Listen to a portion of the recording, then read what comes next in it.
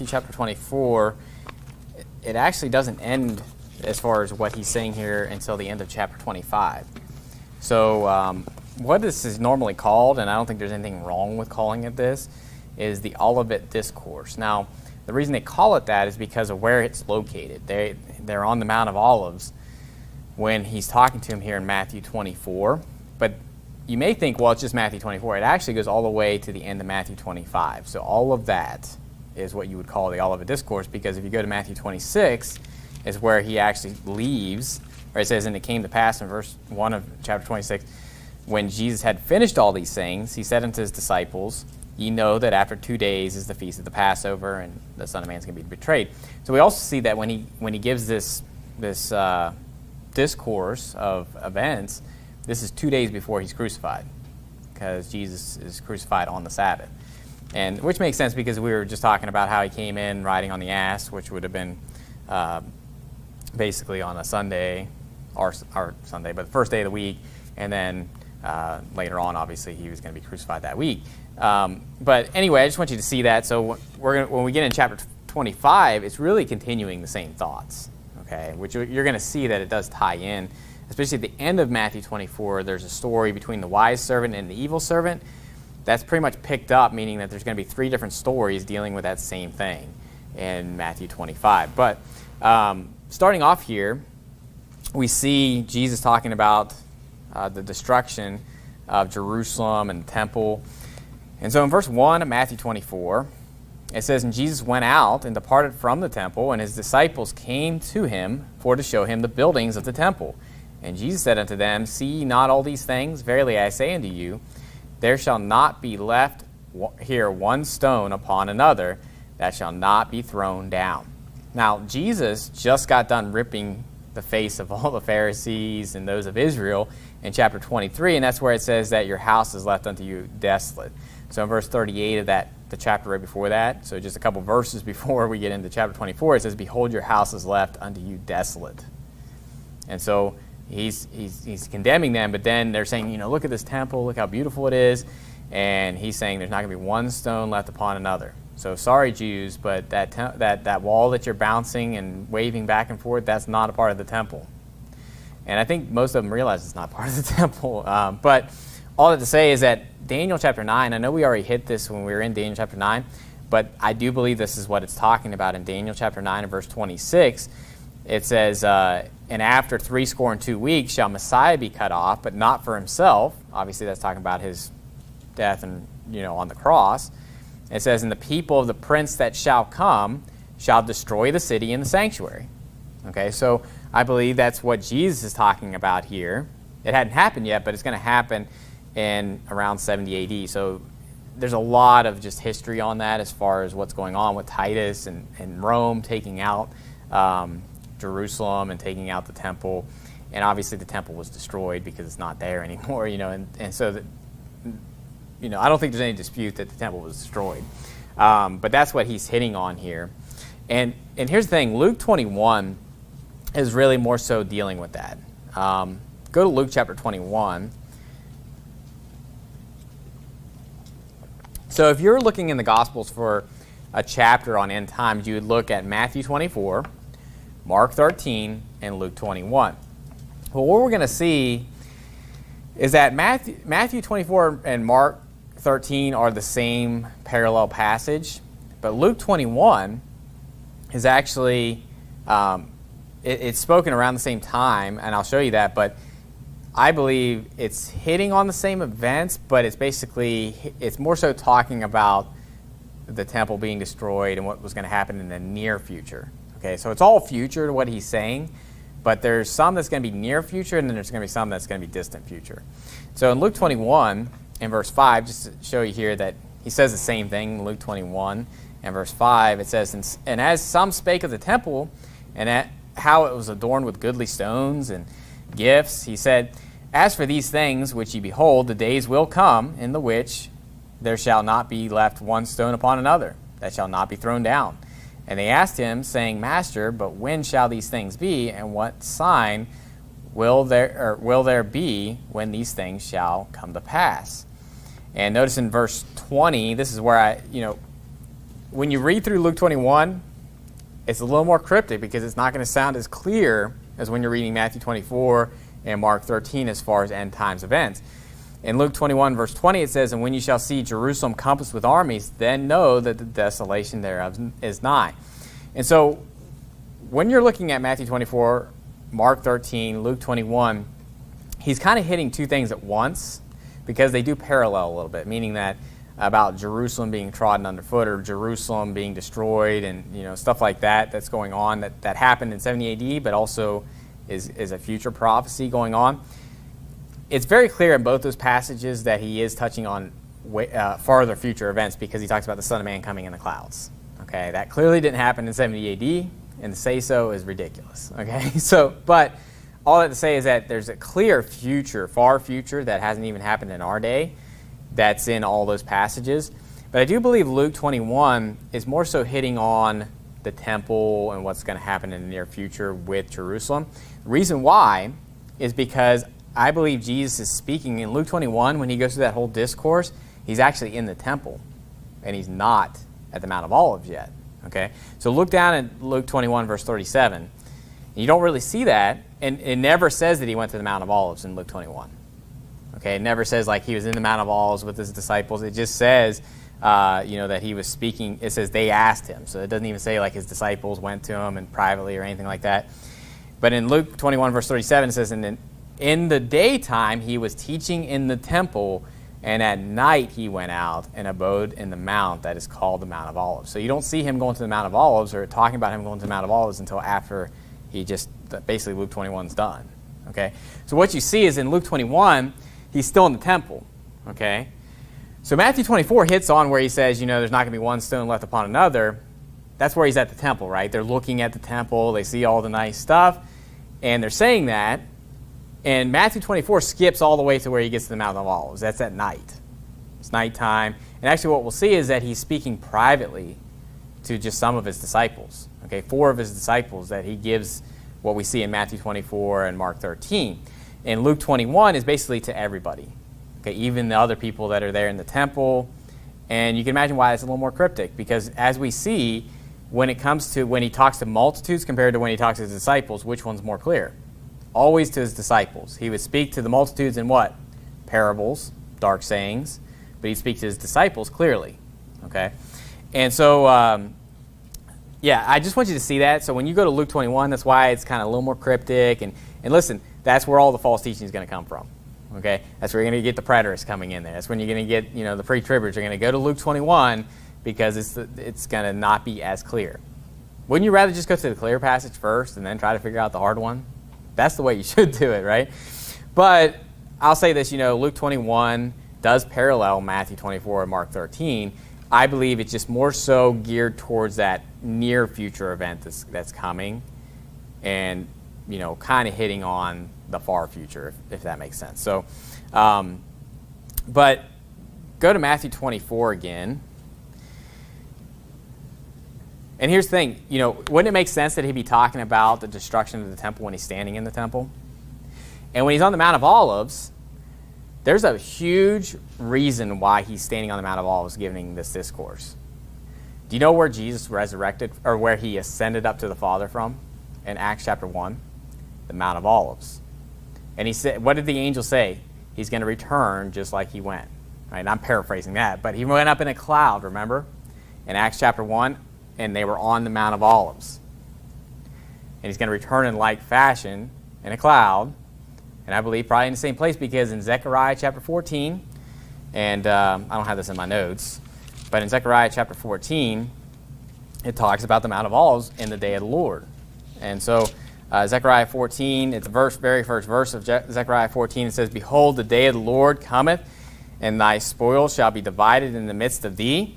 In verse 4, it says, "And his feet shall stand in that day upon the Mount of Olives, which is before Jerusalem on the east, and the Mount of Olives shall cleave in the midst thereof toward the east and toward the west, and there shall be a very great valley, and half of the mountain shall be removed toward the north, and half of it toward the south." So there's a lot of prophecy dealing with the second coming, or the day of the Lord, dealing with the Mount of Olives.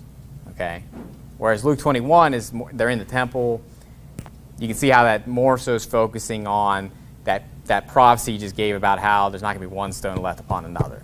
Okay, so near future, Luke 21, far future, Matthew 24, Mark 13. So that's interesting because actually for the longest time I always thought Luke 21 was spoken at the same time. And basically you can look at it as like, well, the author is picking out different things from what he said. You know what I mean? Because it doesn't mean that Matthew wrote down every single little word that he said, right? So Luke's just picking out different pieces of the same sermon. Does that make sense? I always looked at it that way, but it makes a lot more sense that he was speaking to a whole multitude in Luke 21, and then privately this is what he said to his disciples. And then he's recapping a lot of what he said to them, but he's clarifying it. Okay? So in Matthew 24 and verse 3 it says, "And he sat upon the Mount of Olives," so it's clear where he's at. "The disciples came unto him privately, saying, Tell us, when shall these things be? And what shall be the sign of thy coming and of the end of the world?" So notice that in Matthew 24, they're specifically asking when is he coming, the sign of his coming and the end of the world. So you see how the questions that they're asking at the Mount of Olives are more so pointed towards the far future, as far as when he's coming in the clouds and the end of the world, where you look at Luke 21, and they're more say, when shall these things be? What things? The things you were talking about when you said there's not going to be one stone left upon another. But he did lace in Luke 21 a little bit about the end of the world as well. Okay, and so you can see the pointed questions and which ones he's answering. And Mark 13, it gives you a little more clarity as far as who he's talking to. So notice that it says the disciples came unto him privately. So this is a private discussion. This isn't like the Sermon on the Mount where he's speaking to a great multitude of people. He's actually only speaking to 4. And so in Mark 13:3, it says, "And as he sat upon the Mount of Olives over against the temple, Peter and James and John and Andrew asked him privately, Tell us, what shall these things be, and what shall be the sign when all these things shall be fulfilled?" So, you know, it's very clear he's just privately talking to these 4. So Judas isn't even mentioned in here, okay? So he's talking to all saved people. And Mark 13, and you say, well, it's only to the Jews, you know. It's just the Jews that are supposed to heal this. Well, in the end of Mark chapter 13, it says, "What I say unto you, I say unto all." Watch. So it's not saying that this is only for them. Well, if you're going to take it that far, it's only for those 4 people. Okay, it's only for them. How far do you take that stuff, right? But it's obviously to all of us. It applies to us. And it doesn't even apply to them because they're not even there anymore, right? They're long gone. So, but going back, to actually in Mark 13 there, or Matthew. Did I put down Mark? All right, so I messed up here. This is 4 in the morning, okay? So I'm just going to read out of the Bible. So Matthew 24. Well, Mark 13 is so similar. So, you could go there and see the same things. So what I want to show you here, going through Matthew 24, is how this parallels perfect with Revelation 6. Okay, so what I want to do first, as we go through this, is show you that Revelation 6, Matthew 24, matches up perfectly. Okay? And you can do this in your own time as far as going through this, but in Matthew 24, it says in verse 4, "And Jesus answered and said unto them, Take heed that no man deceive you, for many shall come in my name, saying, I am Christ, and shall deceive many. And ye shall hear of wars and rumors of wars. See that ye be not troubled, for all these things must come to pass, but the end is not yet." And so it says basically the same thing in Matthew, or in Mark, I'm sorry. It says, "For many shall come in my name, saying, I am Christ, and shall deceive many. And when you shall hear of wars and rumors of war, be not troubled, for such things must needs be, but the end shall not be yet." And so go to Revelation 6 and keep that open with Matthew 24. And what I'm going to show you here is that we're going to see what the beginning of sorrows, actually the first 4 seals that are opened, is what the chart over there will say the tribulation, but really what the Bible calls this, and I'm not against that word being used for this because tribulation, sorrows, is pretty much the same thing, but a technical term for that would be the beginning of sorrows. So that first 3.5 years, or the first 4 seals that we'll see, is what the Bible would call the beginning of sorrows. Okay? And so in Revelation 6 and verse 1, this is where they start opening up the seals. And again, what I believe is, what you see here is that it's not God pouring this stuff out. He basically has this book that has 7 seals. And as they're opening the seals, these events are going on. And once he opens that 7th seal, that's when there's there's silence in heaven about the space of half an hour, and then God starts pouring out his wrath. So it's basically like God's getting ready to pour out his wrath, and he's opening up this book. And as he's opening up the book, these events are taking place, if you want to look at it that way. Okay? So he opens up the first seal. In verse 1 there, it says, And I saw when the Lamb opened one of the seals. And I heard, as it were, the noise of thunder, one of the four beasts saying, Come and see. And I saw, and behold, a white horse, and he that sat on him had a bow, and a crown was given unto him, and he went forth conquering and to conquer. Now, what did we see? The first thing that was mentioned in Matthew 24, that there's going to be people saying, I am Christ, and there's going to be wars and rumors of wars. Okay? And what do you see the first seal? You see this person coming on a white horse. What type of horse does Jesus come on eventually? A white horse. So you see an imposter. You see someone that's trying to be Christ, right? By the white, with the white horse. But you also see the fact that he's going forth to conquer. He has a bow in his hand. What are you talking about with a bow? A bow and arrow, right? So it's a weapon of war. But he's basically going forth to conquering and to conquer. So he's basically warring, right? Wars and rumors of wars. Okay? So we see that matches up. The next thing that's said in Matthew 24. Now I'm back to Matthew. I got it right now. Okay, in my notes, I'm back to Matthew. So Matthew 24 and verse 7, it says, For nation shall rise against nation, and kingdom against kingdom. Okay? So let's see if that matches up with the next seal. So in Revelation 6 and verse 3, it says, And when he had opened the second seal, I heard the second beast say, Come and see. And there went out another horse that was red, and power was given to him that sat thereon to take peace from the earth, and that they should kill one another, and there was given unto him a great sword. So this is clearly talking about nation rising against nation and kingdom against kingdom, because when you take peace from the earth, what's the opposite of peace? War. There's a time of peace and there's a time of war, and he has a great sword. And swords in the Bible, when it talks about you killed him with the sword of Ammon, it's talking about like with an army or win battle, and it's talking about that type of thing. And so we see that, well, the first two seals are really dealing with warfare, isn't it? You see, he's going forth to conquer. He's got a bow, so the bow and arrow, in the first one. Then you have the second one has a great sword, and he's taking peace from the earth. So really the first two are dealing with warfare. Isn't that what you see in Matthew 24? Wars, rumors of wars. Then nation shall rise against nation and kingdom against kingdom. Notice the next thing that it says in Matthew 24 and verse 7, it says, There shall be famines. Okay? There shall be famines. Let's see if that matches up with the third seal. So Revelation 6 and verse 5, and it says, And when he had opened the third seal, I heard the third beast say, Come and see. And I beheld, and lo, a black horse, and he that sat on him had a pair of balances in his hand. And I heard a voice in the midst of the four beasts say, A measure of wheat for a penny, and 3 measures of barley for a penny, and see thou hurt not the oil and the wine. So you say, well, what in the world is that talking about? Well, we saw from already in Matthew, remember that they covenanted to work a day's work for how much? A penny. So what was a day's wage in this time? A penny. That means that a measure of wheat was sold for a day's wage. So what are you dealing with? Famine. There's a shortage in food. And it's basically saying there's a shortage in barley and there's a shortage in wheat. Now, for some reason, the oil and wine is still doing all right. So I don't have all the answers as far as why that's the case or what the significance of what that is. But all I'm saying is that this is clearly showing you famine. There's a shortage in supply of food. Okay, so famine matches up. So back to Matthew 24 and verse 7. Let's see if this one, because remember I said the first 4 seals, I believe, are the beginning of sorrows. It says in verse 7, And pestilences and earthquakes in diverse places. And it says all these are the beginning of sorrow. So everything that happens that was just mentioned was all the beginning of sorrow. So it talks about pestilences and earthquakes in diverse places. Now look at Revelation 6 again, and let's look at the 4th seal.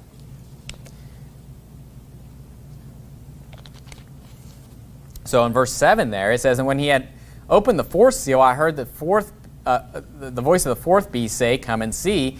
And I looked, and behold, a pale horse, and his name that sat on him was Death, and hell followed with him. And power was given unto him over the 4th part of the earth to kill with sword, and with hunger, and with death, and with the beasts of the earth. okay? And so this, I believe, you can almost look at this as a culmination too, meaning that you think of the warfare, the famine, and all this stuff, but you can definitely see pestilence being in here, how he kills them with death, right? You can kind of think of the Black Plague, the bubonic plague. You can think of these different things where it's just death, you know, it's a disease and stuff like that, right? Pestilences, you know, that are killing people, beasts of the earth. And you can think about the fact that there's these earthquakes in diverse places. And not to go too deep with this, but in Revelation 12, that first 3.5 years where the dragon is going after the woman, that's what's going on in these. Notice that it says a fourth of the earth, right? It says that he gave him power over a fourth part of the earth to kill with the sword. Notice that it's just the earth, right? All this stuff is just affecting everybody, right? This has nothing to do with like going after Christians. This is just the whole world. That's what you see in Revelation 12 with the dragon going after it. But remember that there's this flood. And listen, I do believe that's talking about wars and stuff like that, which does talk about that here, talking about with the sword and all that stuff. But think about earthquakes in diverse places. What causes a tsunami? Earthquakes in the ocean, okay?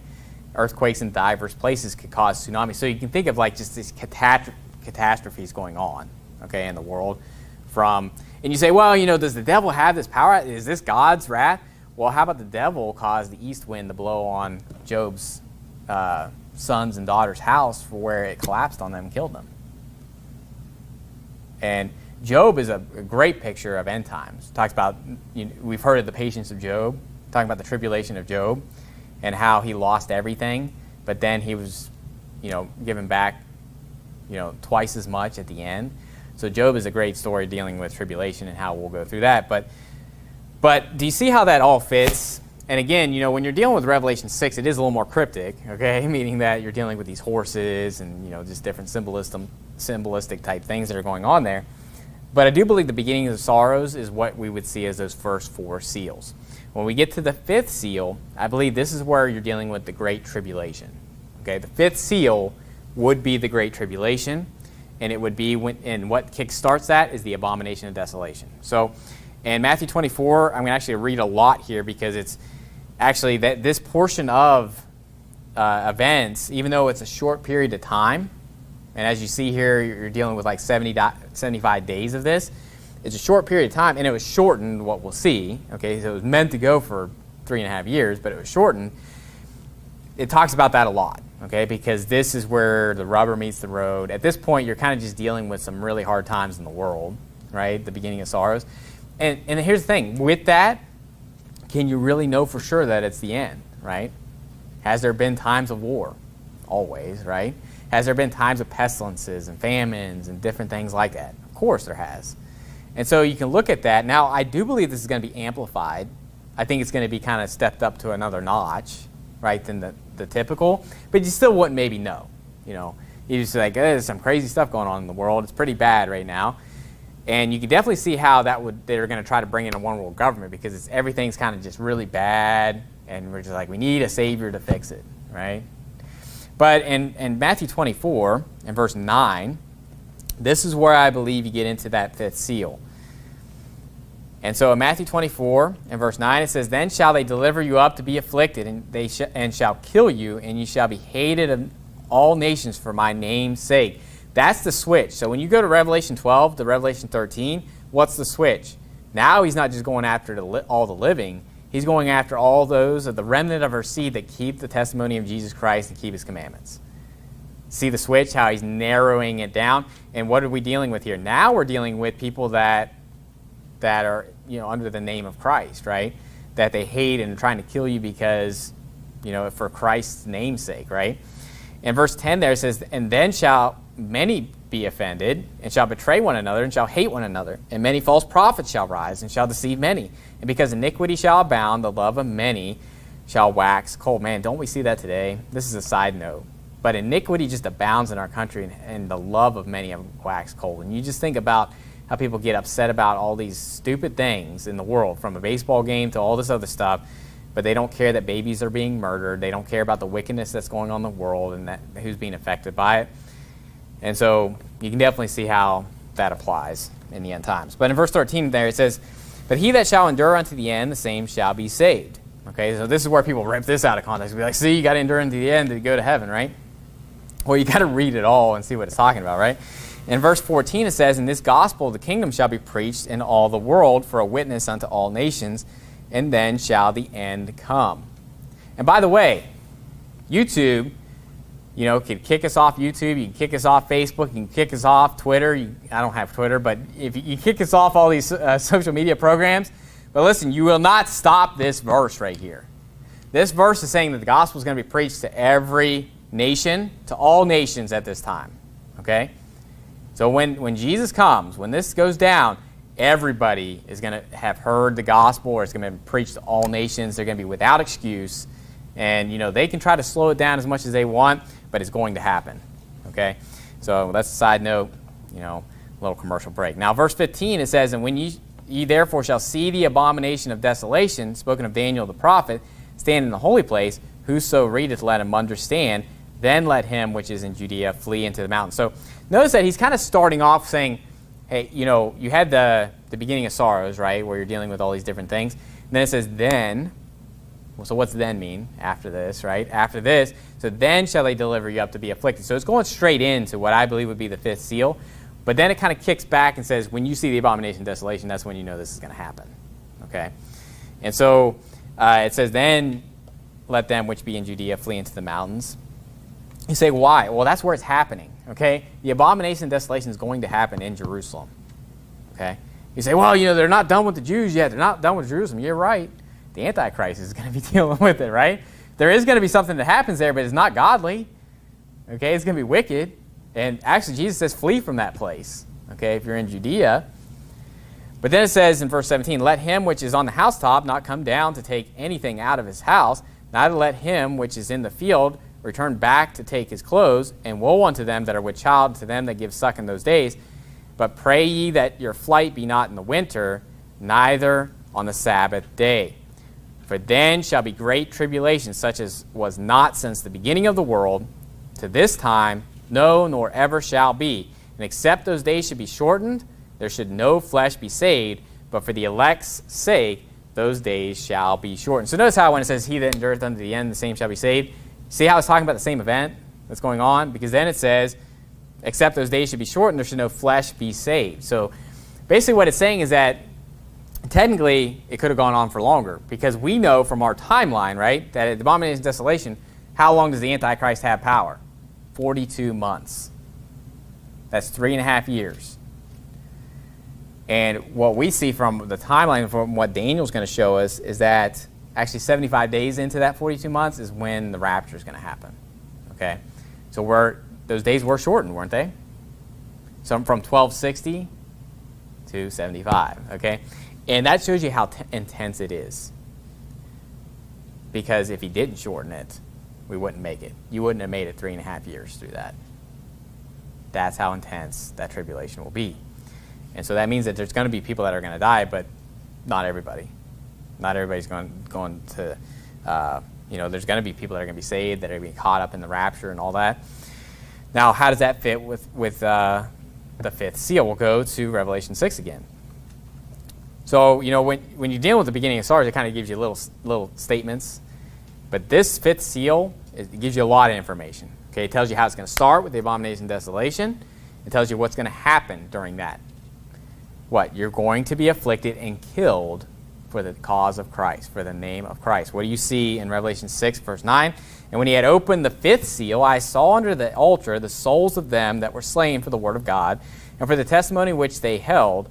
And they cried with a loud voice, saying, How long, O Lord, holy and true, dost thou not judge and avenge our blood on them that dwell on the earth? And white robes were given unto every one of them. And it was said unto them that they should rest yet for a little season, until their fellow servants also and their brethren that should be killed as they were should be fulfilled." So as this fifth seal is open, what do you see? You see the blood, you see the souls of those that were slain for the word of God. Doesn't that fit with what happens right after, the fourth seal and stuff that's going on with pestilences and all that stuff? And notice that it says too, because this really shows you that the first four seals cannot be the wrath of God.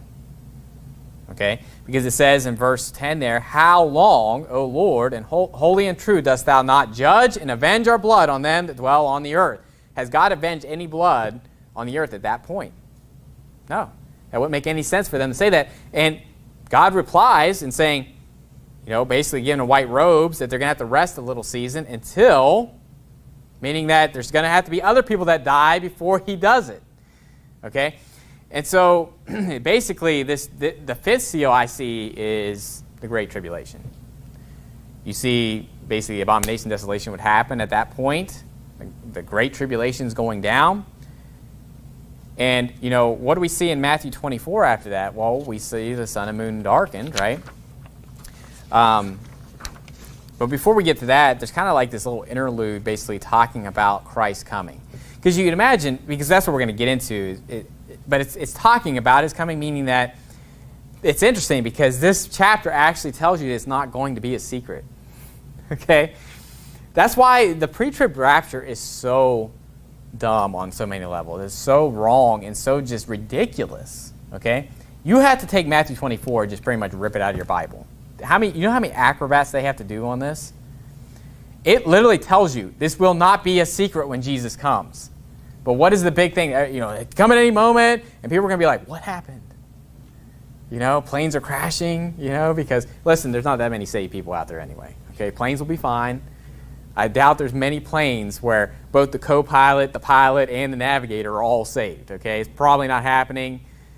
Anyway. So all I have to say is that, this whole Left Behind stuff, it's just ridiculous. But the Bible actually rebukes it in many places. We already saw it in 2 Thessalonians chapter 2, where it says, that day shall not come except there come a falling away first, and the man of sin be revealed.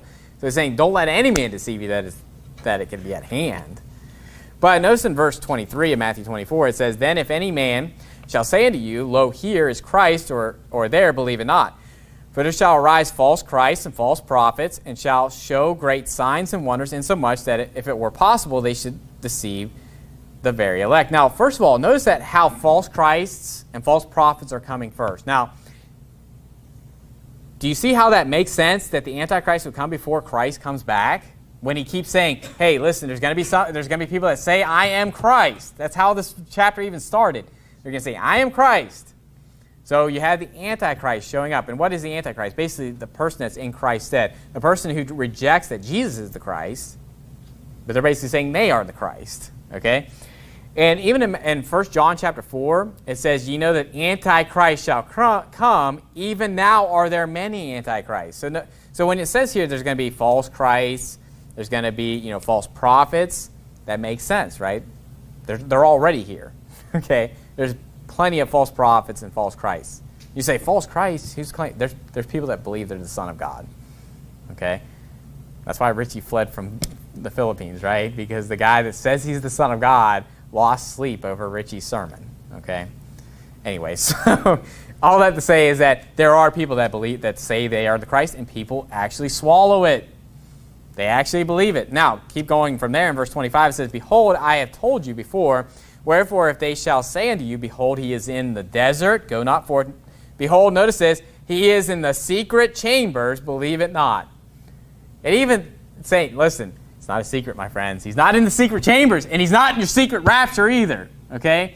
The pre-trib rapture is just pure foolishness. It's nowhere in the Bible, and it's actually rebuked in the Bible. Anything that's being taught about that is rebuked. Notice it says, this is the way that the coming of Christ is going to be. Okay? So he's saying it's not in some secret chamber. He's not in the desert over here. He's not over here where people aren't going to see it. Notice in verse 27, for as the lightning cometh out of the east and shineth even unto the west, so shall also the coming of the Son of Man be. For wheresoever the carcass is, there will the eagles be gathered together. He's basically saying it's like the lightning in the sky. Are you going to miss that? And if you don't get that, Revelation chapter 1 verse 7 says, and behold, he cometh with clouds, and every eye shall see him. And it says, and they also which pierced him. So not only that, I actually believe that the people that killed Christ are actually going to see him come in the clouds. So it's going to be a supernatural event where everybody's seeing Christ coming in the clouds. So it's definitely not a secret. Okay? This whole idea, we're raptured out and people are like, what's going on? And no, they're going to be mourning and weeping and wailing. if they don't get caught up in the rapture. That's what's going to happen. That's what the Bible actually teaches about it. There's not going to be planes crashing and stuff, and there's going to be fire and brimstone coming down is what's going to happen. The day that we're taken out, fire and brimstone comes out. I'm getting ahead of myself because we haven't got to that in the chapter yet. But, going back to Matthew 24 there, while you're still in Matthew 24, we're going to see the sixth seal. Okay, so we saw the fifth seal was what? The Great Tribulation. The first four seals would be called the beginning of sorrows, or what you would see on that chart, the first four seals, tribulation. The fifth seal, the Great Tribulation, and the sixth seal is going to be basically that's after the tribulation, okay? After the tribulation and the day that God starts pouring out his wrath, okay? That's the day we're raptured. So a lot happens on that day, okay? We're raptured out, and then he starts pouring out his wrath on the earth. Now, Matthew 24, this is where we get that we believe that the rapture happens after the tribulation, because that's actually what it says, okay? That film, After the Tribulation, that's actually a quote from the Bible, okay? Show me before the tribulation anywhere in the Bible or anything even close to that, you won't find it. Matthew 24 and verse 29, it says, immediately after the tribulation of those days shall the sun be darkened, and the moon shall not give her light, and the stars shall fall from heaven, and the powers of the heaven shall be shaken, and then shall appear the sign of the Son of Man in heaven, and then shall all the tribes of the earth mourn, and they shall see the Son of Man coming in the clouds of heaven with power and great glory. And he shall send his angels with a great sound of a trumpet, and they shall gather together his elect from the four winds, from the one end of heaven to the other. Now learn a parable of the fig tree. When his branch is yet tender and putteth forth leaves, ye know that summer is nigh. So likewise ye, when ye shall see these things, see all these things, know that it is near, even at the doors. Verily I say unto you, this generation shall not pass till all these things be fulfilled. Heaven and earth shall pass away, but my words shall not pass away.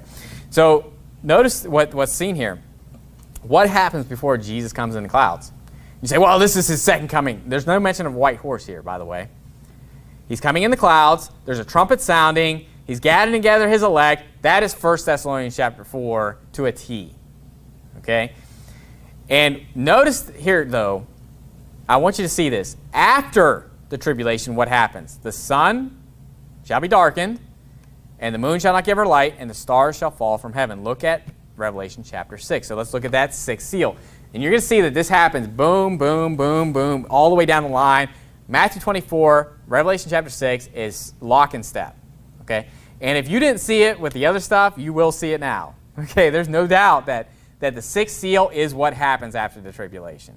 Okay?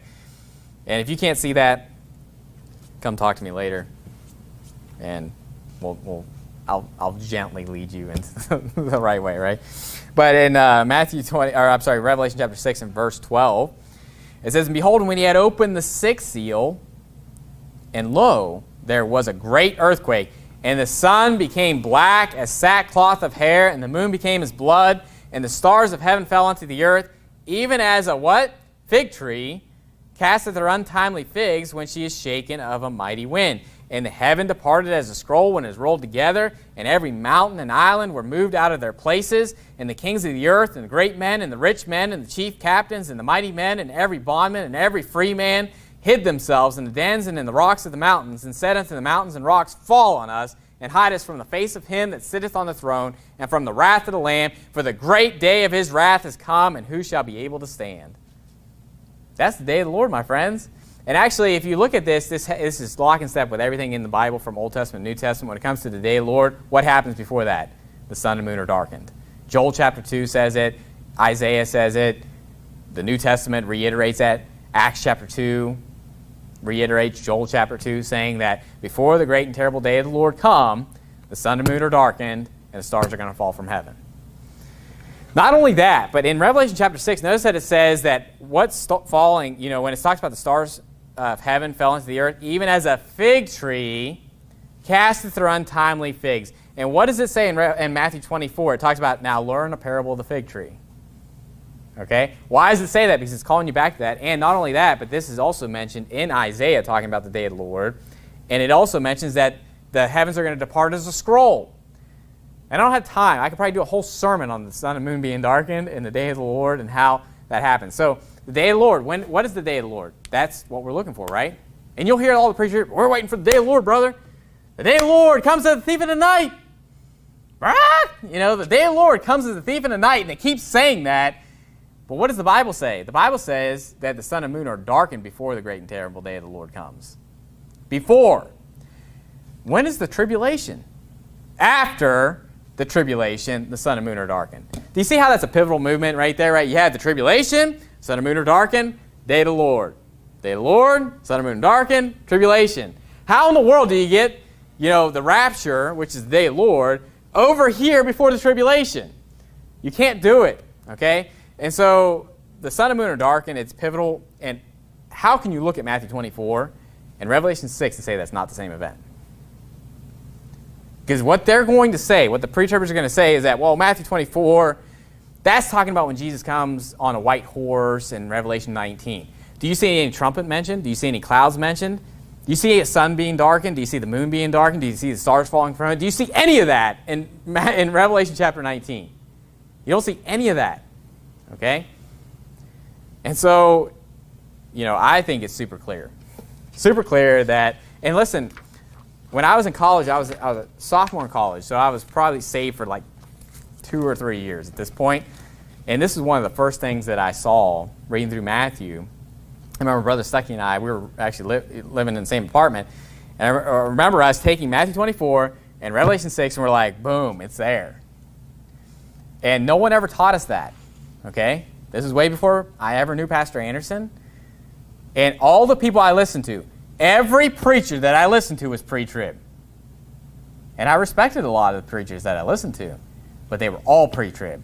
But when I actually read the Bible and saw what it said just plain as day, how can you come out of Matthew 24 and think that the rapture happens before the tribulation?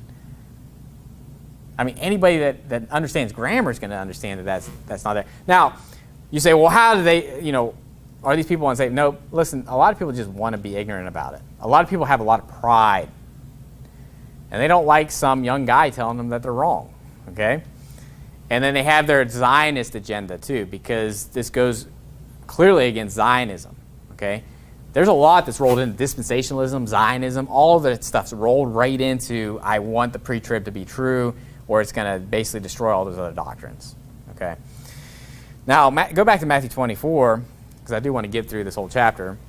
But that's one big thing I wanted to show you there, is that Revelation 6, Matthew 24, I believe fit lock and step. I think the big thing, honestly, I could have taken you to the sixth seal and showing you the sun and moon dark, and I think that would have been the key that you would definitely have seen it.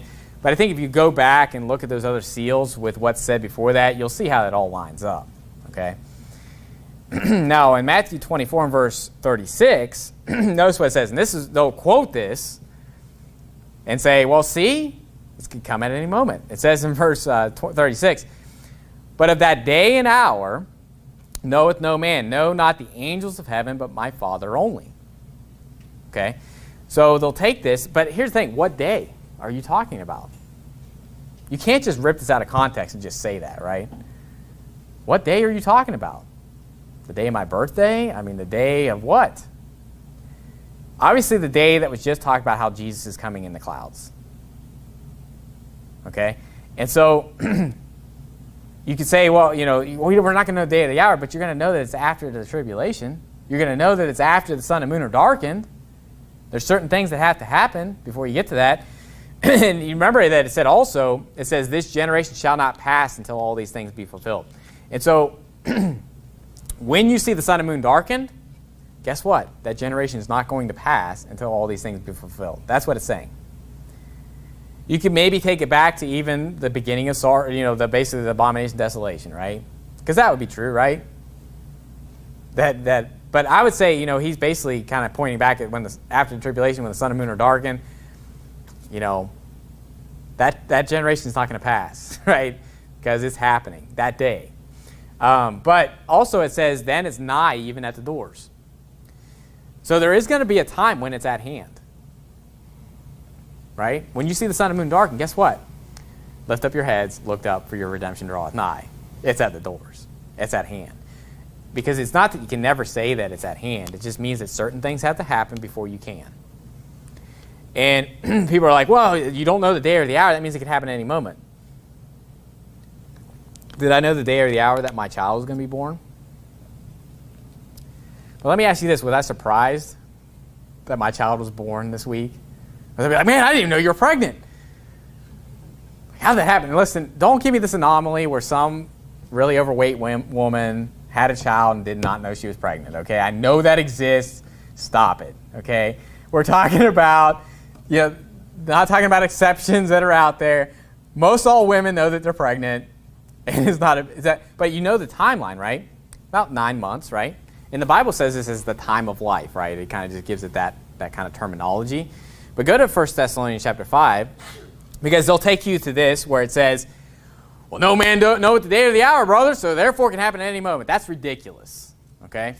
Because I can say that, we're going to have an event in the fall, but I don't know the day or the hour that it's going to happen. Does that mean that it's going to happen in the summer? Right? I mean, even if you said, in 3 months, we're going to do this, and you gave like a timeline, in 3 months we're going to do this, but I don't know the day or the hour. Well, it can't be in 4 months then, and it can't be in 2 months, because you just said it was going to be in 3 months. So do you see how that's ridiculous, how you can say, well, it can happen at any moment because you don't know the day or the hour, okay? Case in point, the Bible actually uses this terminology of a woman in travail or a woman giving birth when it's dealing with the day of the Lord. Isn't that just interesting, right? So in 1 Thessalonians chapter 5 and verse 1, it says, but of the times and the seasons, brethren, ye have no need that I write unto you. Now, why is he saying that? Well, he was just talking, what is he talking about? He's talking about the rapture, right? Because in chapter 4, he just got done saying that the Lord's going to descend with the shout, talking about how we're going to be caught up together in the clouds. And he's basically saying, of the times of the season you have no need that I write unto you, for yourselves know perfectly that the day of the Lord so cometh as a thief in the night. And what I'm going to say to you is that you can know the times and the seasons, but you're not going to know the day or the hour, okay? You're not going to know exactly when that's going to happen, okay?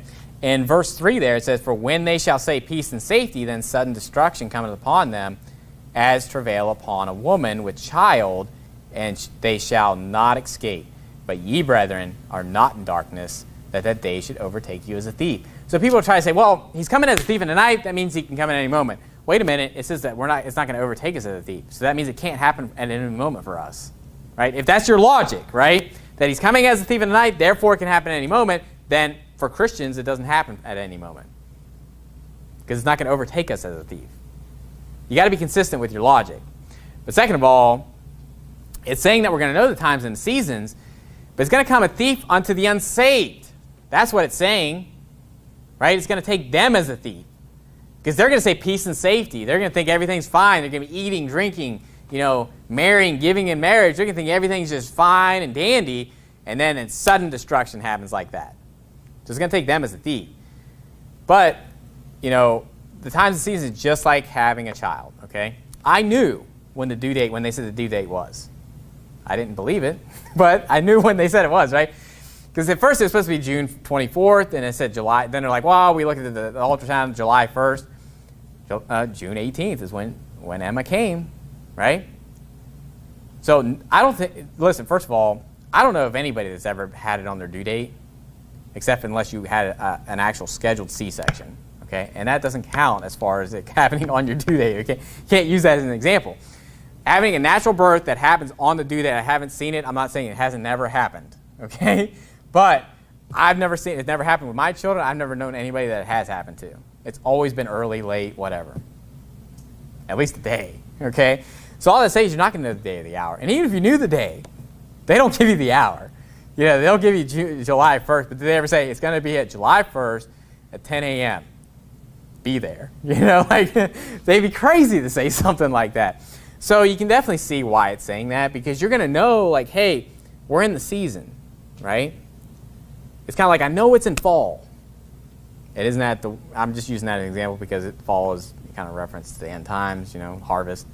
I know it's in fall. That means it can't happen in summer, okay? That means it can't happen in spring and it can't happen in winter. It has to happen in fall. I don't know what day it's going to be, and I don't know what hour it's going to be, but I know it's going to happen in fall. And certain things, listen, summer has to come before fall, and spring has to come before summer. So there has to be a fallen away first, and the man of sin has to be revealed, and then you can say, okay, now it can happen somewhere. When I see the abomination of desolation, I can say, well, because here's the thing. You say, well, we know that it's 75 days from the timelines, and we're going to get to that when we get to Daniel chapter 12. But do you really know when the abomination of desolation took down? And let me ask you a question. Are you going to have a calendar and be looking at the watch when that happens? And be, listen, we're going to be like refugees, okay? We're going to be fleeing for our lives. We're going to be trying to just survive, let alone be knowing what day of the week it is. Listen, I don't know what day of the week it is right now. No, I know it's Wednesday, okay? If it wasn't for church, I wouldn't know because, when it comes to if you're busy doing something or you're in a high-tense situation, do you really know what time of day it is or what day it is of the week or what day of the month it is? Listen, how many people know what day of the month it is right now? Without looking at your phone, what day of the month is it right now? I know because my child was born yesterday, but normally I don't know, and I have to be I'm looking at my calendar. When you sign stuff, you're like, what day is it? So that's why, you're probably not going to know even the day. But one day you may. If the day of Christ isn't now, and I'm going off on a tangent, I got other things to hit, but I think this is an important point to make. If the day of Christ is not at hand, and it's wrong to say that now, but after, let's say, the falling away happens and the man of sin is revealed, is it wrong to say that then? And let me ask you a question. After the abomination of desolation, would it be wrong then to say, I know the day? Maybe not, because Jesus doesn't even know the day or the hour. It says in Mark, it says not the Son, but the Father only. Do you think Jesus is not going to know eventually? Okay, he's the one that's coming. Okay, now, all that to say is that, and like I said, just because it says, it doesn't necessarily mean it's to the T. Okay, because sometimes when it says days, as we see with 3 days, it doesn't necessarily mean 3 full days. Okay, so you may not know exactly when. Not to mention you're not probably going to be paying attention. You're going to be just like, I just need to try to survive, right? Anyway, where am I at in my notes here? Now, go to Matthew 24, verse 37.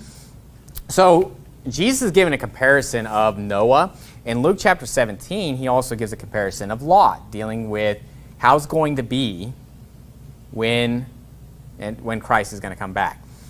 Now, in Matthew 24 and verse 37, it says, but as the days of Noah were, so shall also the coming of the Son of Man be. For as in the days that in the days that were before the flood, they were eating, drinking, marrying, and giving in marriage until the day that Noah entered into the ark and knew not until the flood came and took them all away. So shall also the coming of the Son of Man be. Now it says the same thing, and for sake of time, because I'm kind of dragging along here, Luke 17 talks about Noah, but then it goes into Lot. Same pretty much thing, right?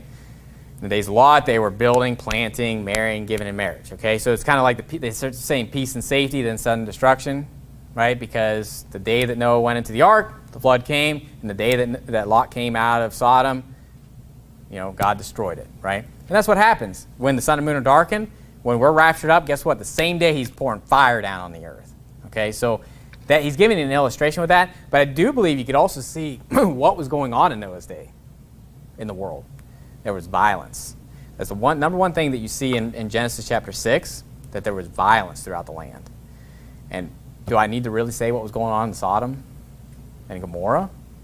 Okay. What's going on here in June, right? In the month of June. So just filth, wickedness, perversion, violence, what's going on. So you can definitely see that's what's going to be happening in the end times. So what's the signs of the times, that type of stuff. But, they're going to be thinking it's all fine and dandy, then sudden destruction comes upon them as a woman in travail.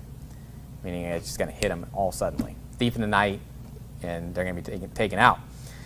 Now, look at Matthew 24, verse 40, and I want to explain this. So he's going to get into talking about the rapture, but he's kind of really he's teaching a point here. So he's not just teaching what's going to happen when the rapture happens, meaning that some people are going to be raptured and some aren't. And in Matthew 24 and verse 40, it says, then shall 2 be in the field, the one shall be taken and the other left. 2 women shall be grinding at the mill, the one shall be taken and the other left. Now in Luke it also even says 2 men shall be in one bed, one shall be taken, one shall be left. Okay. Then it says in verse 42, watch therefore, for ye know not what hour your Lord doth come. So we're talking about the day of the Lord, right, when he comes. But know this, that if the goodman of the house had known in what watch the thief would come, he would have watched and would not have suffered his house to be broken up. Therefore be ye also ready, for in such an hour as ye think not, the Son of Man cometh. So what's this teaching? Well, all these cases, the one that's being taken, the other that's left, are next to each other. And what he's saying is that you don't want your house to be broken up. Okay? So think about the story of Noah and the story of Lot. Noah saved his whole family. They were all saved. His 3 sons and his 3 daughter-in-laws and his wife. They were all saved. His house was not broken up. What about Lot? See, Noah was a righteous man. Noah found grace in the eyes of the Lord. Now, Lot was he vexed his righteous soul, but was he Abraham? Was he like Noah? Do you look at Lot and be like, that's a godly man I want to be like when you pitched his tent toward Sodom, right? He was saved, but his wife was turned into a pillar of salt. Only 2 of his daughters were saved, and they committed incest after that. And at least 2 other daughters died at Sodom because when he talked to his sons-in-law, they thought he was mocking to them. Why? Because he's living in the world, and then he starts preaching to them the gospel, right? And they're just like, who's this guy preaching to me, right? Why would I listen to you? And they mocked him. They thought he was mocking. Like, why in the world would you even bring that up? What happened? Lot's house was broken up. So this isn't talking about like, hey, you need to be right with God and walking with God or you're not going to make it. It's talking about your family. Now, this can be true in your day, meaning like even if we're not talking about end times, listen, you don't know when your children are going to die. You don't know when you're going to die. Listen, that can come as a thief in the night, right? Death can come at any moment. Therefore, you need to make sure that your house is ready, okay? And so I think the examples of Noah and Lot are on a lot of levels, okay? Talking about how sudden the destruction came, what was going on in their day, but also what happened to their family. And so when you see, the good man of the house, if he would have known what hour, he wouldn't have suffered his house to be broken up. But what happened? With Noah, he made sure his family was safe, made sure they got on the ark, made sure they survived, and then Lot didn't. And his house was broken up because of it. Now, also when you're dealing with this, when it talks about being ready and watching, what you have to understand is that, spiritually speaking, we're all ready. Okay, go to Mark chapter 14. Mark chapter 14. And the last part I may get into when we go into Matthew 25, because dealing with the wise servant and the evil servant, because it really does tie in with all the stories in Matthew 25, because I'm getting down on time here. So, but in Mark 14, this is when Jesus is praying in the Garden of Gethsemane. Now, we know the typical phrase, which is what? The spirit is willing, but the flesh is weak. Notice what it says in Mark 14, verse 37. It says, And he cometh and findeth them sleeping, and saith unto Peter, Simon, sleepest thou? Couldest thou not watch 1 hour? Watch ye and pray, lest ye enter into temptation. The spirit truly is what? Ready, but the flesh is weak.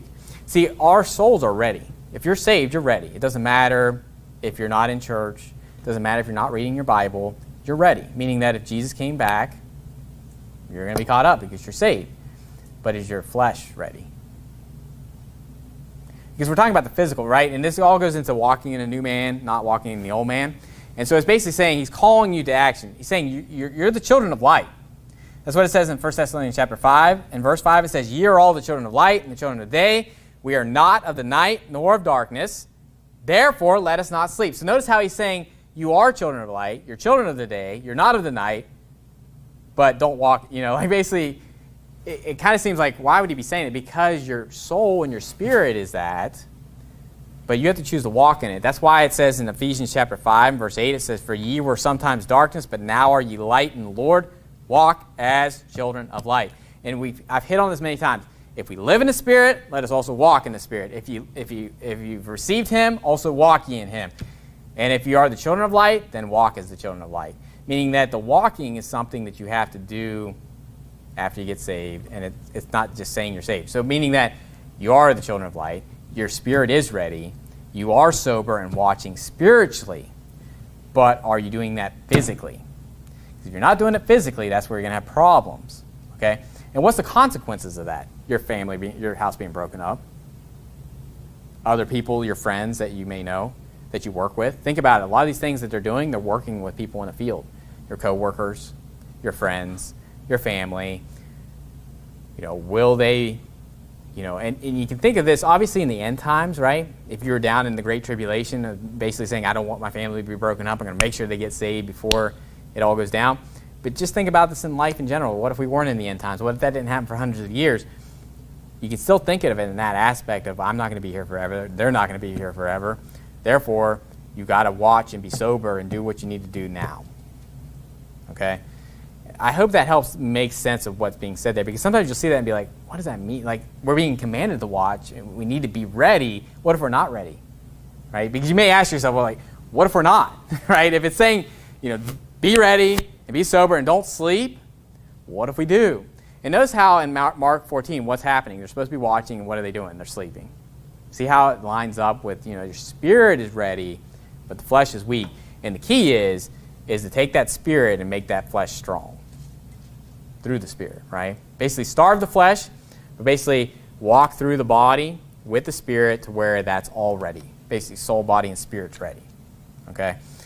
And Matthew 24 at the end there, and I'll get into this next week when we go into Matthew 25. It kind of gives this dichotomy of the faithful and wise servant and how he's doing what he should be doing when his Lord cometh. And then it talks about this evil, wicked servant not doing what his Lord commanded, and he's beating and all this stuff. I'm going to say this. One's saved and one's lost.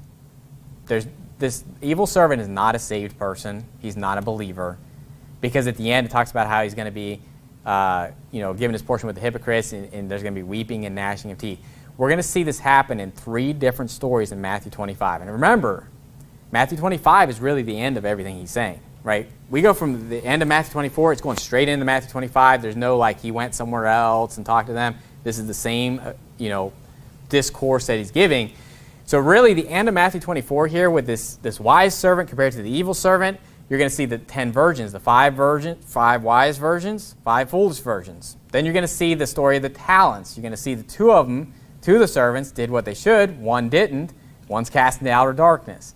Then you're going to see the sheep and the goats. One has everlasting life, the other is going to be an eternal punishment. So we're going to see that, and it's probably better that I wait for that anyway, because it's going to tie in pretty well with what's said. And I'm going to show you without a shadow of a doubt that evil servant is not a saved person, okay? It's not. So, people will go to that type of stuff, and they'll say, well, this evil servant over here, he's cast into outer darkness, therefore I can lose my salvation. It's like, oh, that's the clearest passage I could ever think of for salvation, right? And so I do want to answer that and go through that. And when I think I taught on that when I did a whole sermon on the parable of the talents, the servants with the talents. So actually, Matthew 25, I preached 2/3 of that chapter already, because I did a sermon on the virgins and I did a sermon on the talents, but I did not hit the sheep and the goats. Okay, so next week I'm going to kind of focus in on that. I'm going to kind of hit that stuff at the beginning, but really focus on the last part of it because I haven't preached on it before. So let's end with a word of prayer. Dear Heavenly Father, Lord, we thank you for this evening and pray that you'd be with us as we go throughout the week, and just pray for safe travels. And I pray that you be with those that aren't feeling well. I pray that you be with my wife with the new baby, and pray that you be with us as we transition to having 3. And Lord, again, I thank you for everybody that's out here this evening. I pray that you bless us. We love you and pray all this in Jesus Christ's name. Amen.